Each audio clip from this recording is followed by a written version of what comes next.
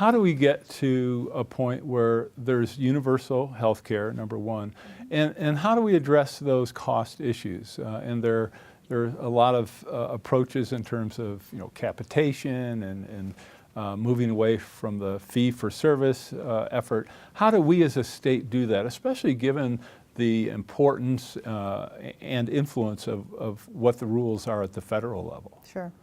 Well, first of all, we do have about 100,000 people that are eligible for Medicaid right now that simply haven't signed up.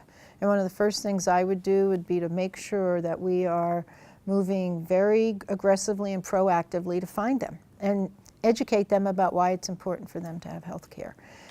There will be still a segment of people that are not picking up health insurance for reasons, sometimes it's cost, sometimes it's I'm young and I'm invincible and I don't want to get it, and I think we need a campaign to make sure that we get as many people signed up for our exchanges, because most of them are eligible for the exchange coverage.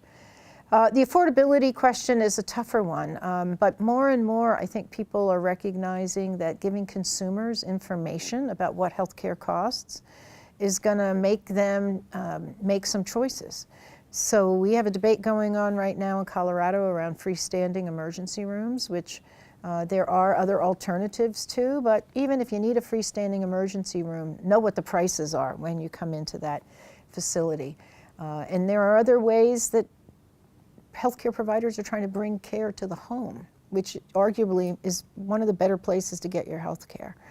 So I think the affordability conversation is really going to be about improving health, because if you're not obese, you're not going to need to take drugs. If you get diabetes, you're going to be healthy, and that's a great way to prevent disease first and foremost. But when you do need it, at least having some transparency and the ability to have a conversation, I think, is important as well.